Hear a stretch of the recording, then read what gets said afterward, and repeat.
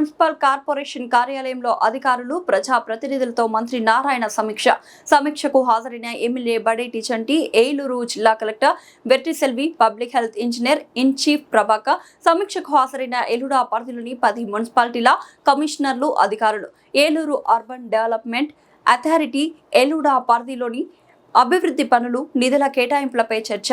ఏలూరు పరిధిలో మున్సిపాలిటీల్లో మౌలిక వసతుల కల్పనకు 57 కోట్లు కేటాయించిన మంత్రి నారాయణ శనివారపుపేటలోని 35 ఎకరాల్లో ఏలూరు అభివృద్ధి చేసి లేఅవుట్ను పరిశీలించిన మంత్రి నారాయణ. మంత్రి కామెంట్స్. అర్బన్ డెవలప్మెంట్ అథారిటీలలో లేఅవుట్ల ద్వారా ఆదాయం వచ్చేలా ఏర్పాట్లు చేస్తున్న 18,000 కోట్లతో మున్సిపాలిటీల్లో తాగునీరు, డ్రైనేజీల నిర్మాణం చేపడుతున్నాం.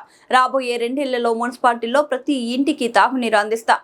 గత ప్రభుత్వం మున్సిపాలిటీల నిధులను పక్కదారి పట్టించింది. టీడ్కో ఇళ్లను కుదించి లబ్ధిదారులకు అన్యాయం చేసింది.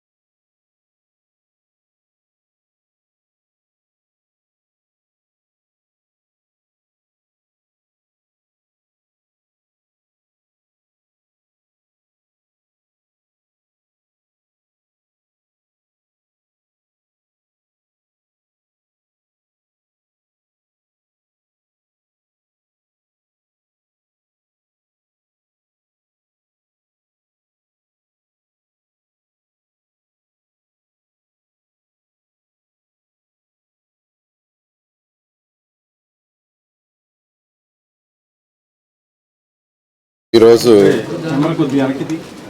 ఏలూరు అర్బన్ అథారిటీలో ఈరోజు యాక్చువల్గా రివ్యూ జరిగింది. దీంట్లో మొత్తం 10 మున్సిపాలిటీస్ ఉన్నాయి, మొత్తం 15 కాన్స్టిట్యున్సీస్ ఉన్నాయి ఇందులో.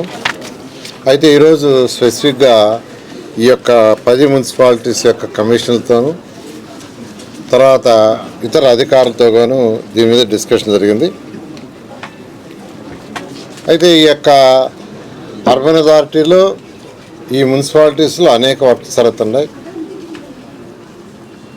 ఈ యొక్క అర్బన్ అథారిటీ ఒక లేఅవుట్ యాక్చువల్గా ఎప్పటి నుంచో ఉన్న పెండింగ్ లేఅవుట్ని యాక్చువల్గా దాన్ని లేఅవుట్ చేసి యాక్చువల్గా సేల్ చేయటం వల్ల వాళ్ళకి కొంత ఆదాయం వస్తుంది. ఎందుకంటే అన్ని అర్బన్ అథారిటీస్ యాక్చువల్గా ఈరోజు చేయాల్సిన పని ఏంటంటే వాళ్ళు ఇన్కమ్ జనరేట్ చేయాలా, తర్వాత టౌన్ కానీ రూరల్ ఏరియాస్ని కానీ డెవలప్ చేయాలా. That is the main objective. అదేవిధంగా ప్లానింగ్, ఏదైతే ప్లానింగ్ చక్కగా ప్లానింగ్ అటు టౌన్స్కి కానీ రూరల్కి కానీ ప్లానింగ్ ఇది మెయిన్. ఆ రోల్లో యాక్చువల్గా వీళ్ళు ఏదైతే ఈరోజు ఇక్కడ చేశారో దాంట్లో దాదాపు ఈరోజు 57 కోట్ల రూపాయలు ఈ 10 మున్సిపాలిటీస్కి ఈరోజు డిస్ట్రిబ్యూషన్ చేయడం జరిగింది. ఇది మెయిన్గా ఎందుకంటే end to end roads, drains first priority, ఆ తర్వాత లైట్స్, పార్క్స్.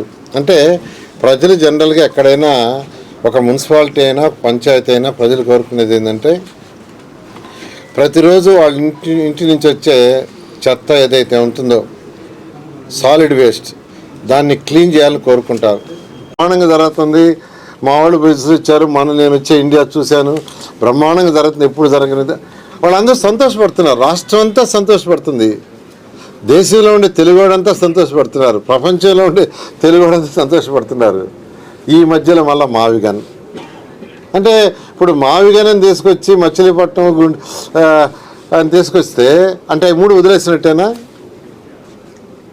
అంటే రాయలసీమ వాళ్ళు వదిలేశారు, అంటే ఉత్తరాంధ్రాన్ని వదిలేశారు, ఆ కోసం దక్షిణాంధ్ర. ఇంకా రోజుకొక మాట చేస్తే నాయకుడు ఎలా అవుతారండి? అసలు అన్నిటికీ కూడా చెప్తాను, మన స్ట్రక్చర్లో రాష్ట్ర ప్రజలందరూ తెలుసుకోవాల్సింది ఏంటంటే, మన స్ట్రక్చర్లో, మన అడ్మినిస్ట్రేషన్ స్ట్రక్చర్లో, మన రాజ్యాంగంలో ఒకటి అసెంబ్లీ అనేది ఉంటుంది. ప్రజల చేత ఎన్నుకోబడిన నాయకులు అసెంబ్లీలో ప్రజలకు కావలసిన అవసరాలను బట్టి చట్టాలు తయారు చేస్తారు. ఆ చట్టాలను ఎగ్జిక్యూట్ చేసేది అధికారులు, ఐఏఎస్ ఆఫీసర్లు కావచ్చు, వాళ్ళ కింద ఉన్న ఆఫీసర్లు కావచ్చు. సో వాటిని ఎగ్జిక్యూషన్ చేయాల్సిన బాధ్యత వాళ్ళది. వాళ్ళు సరిగా చేస్తడం లేదనేది దాన్ని కరెక్ట్ చేసేది కోర్టులు. ఎవరైనా తప్పు చేస్తుంటే దాన్ని కరెక్ట్ చేసేది కోర్టులు. సరే, మన సిస్టంలో 3 ఉన్నాయి. ఒకటి శాసనసభలో శాసనాలు ప్రజలకు కావాల్సిన అవసరాల ప్రకారం చేయటం, అది ప్రజాప్రతినిధులు, ప్రజల చేత ఎన్నుకోబడిన వాళ్ళు. ఇంప్లిమెంట్ చేసేది అధికారులు.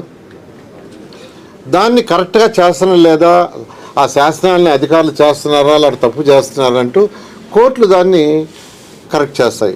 అది మన సిస్టమ్. ఇవన్నీ ఒకే దగ్గర ఉంటే పరిపాలన సులువుగా ఉంటుంది.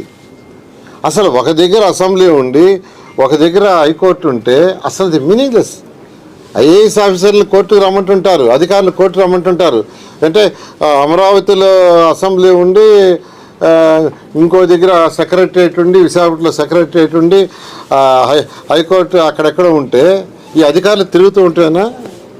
అసలు పరిపాలన సవ్యంగా జరగాలంటే అన్నీ ఒక దగ్గర ఉండే. ప్రపంచంలో ఎక్కడైనా అంతే, ప్రపంచంలో ఎక్కడైనా ఉండేది ఆ విధంగా. అట్లాంటి చక్కటిది ముఖ్యమంత్రి గారు ఏం చేశారు? సెక్రటరీస్ కావచ్చు, హెచ్ఓడీలు కావచ్చు, వాళ్ళ కింద ఉన్న వాళ్ళు కావచ్చు, అందరూ ఒకే బిల్డింగ్లో, వీలైతే ఒకే ఫ్లోరు, లేకుంటే 2 ఫ్లోర్లలో ఉండాలా. ఎవరైనా ఒక వ్యక్తి పనికి వస్తే మినిస్టర్ కలిశారు, వెంటనే మినిస్టర్ కింద వాళ్ళకి చెప్పారు, సెక్రటరీని పోయి కలవచ్చు, వెంటనే హెచ్ఓడీని పోయి కలవచ్చు, సూపరింటెండెంట్ కలవచ్చు, పని అయిపోతుంది, ఎవరికి ఇబ్బంది ఉండదు. ఈరోజు పని కావాలంటే ఎట్టుంది? సెక్రటరీ అంటే అమరావతికి వస్తున్నారు, వాళ్ళు హెచ్ఓడీని కలవాలంటే గుంటూరు, విజయవాడ పోవాల్సి వస్తుంది. కాబట్టి పరిపాలన సులభంగా ఉండాలనే ఉద్దేశంతో ఎంతో అనుభవం ఉన్న ముఖ్యమంత్రి నారా చంద్రబాబు నాయుడు గారు డిజైన్ చేశారు. ఎంతో వేగవంతం జరుగుతుంది. ఈ పరిస్థితుల్లో మావిగనని అసలు ఏం మాట్లాడుతున్నారో, ఎందుకు మాట్లాడుతున్నారో ఎవరికి అర్థం కావట్లేదు. ఎవరికి ఒక్కరికి కూడా అసలు అర్థం కావట్లేదు. అలాంటి పరిస్థితి ఏదైనా అమరావతి రాజధాని ఎవరైనా చెప్పినా ముఖ్యమంత్రి గారు ఇచ్చిన టార్గెట్ ప్రకారం 2028 ఆగస్టుకి బేసిక్ స్ట్రక్చరు, తర్వాత ఐకానిక్ బిల్డింగ్స్, అధికార భవనాలు పూర్తవుతాయి. అన్ని శాఖలతో పాటు ఈరోజు ఏషియన్ ఇన్ఫ్రాస్ట్రక్చర్ ఇన్వెస్ట్మెంట్ బ్యాంక్ ద్వారా, తర్వాత UDF 1 and 2 ద్వారా, తర్వాత వచ్చి అమృత్ 2 ద్వారా మొత్తం ఎంత 18,000 కోట్ల రూపాయలతో ఈరోజు గ్రౌండ్ అయినాయి. అంతా ఇంత కాదు, 18,000 కోట్ల రూపాయలు. అర్బన్ ఛాలెంజ్ ఫండ్ మన రాష్ట్రానికి 14,000 కోట్లు శాంక్షన్ అయింది. అందులో 3,650 సెంట్రల్ గవర్నమెంట్ ఇస్తుంది, మిగతాది రాష్ట్ర ప్రభుత్వం మున్సిపాలిటీస్ లోన్ తీసుకుంటుంది. ఆల్రెడీ అందులో 2,200కి ప్రాజెక్టులు కూడా శాంక్షన్ చేశారు. వాటికి టెండర్ కూడా పోతున్నారు, విశాఖపట్నం అండ్ విజయవాడ. అదేవిధంగా ఈ 10 మున్సిపాలిటీస్ కూడా శాంక్షన్ అయింది, దానికి కూడా తొందరలో టెండర్లు పిలుస్తారు. ఈ విధంగా ఈ రాష్ట్రంలో ఉన్న 120 మున్సిపాలిటీస్లో ఈ ప్రభుత్వం ఫస్ట్ ప్రయారిటీ డ్రింకింగ్ వాటరు, తర్వాత డ్రైన్స్, రోడ్స్, లైట్స్, తర్వాత పార్కులు, కమ్యూనిటీ హాల్స్, స్కూల్స్, ఈ విధంగా చేస్తుంది. ఏదైనా రాబోయే 2 సంవత్సరాలు ఇవన్నీ పూర్తి చేయడం జరుగుతుంది.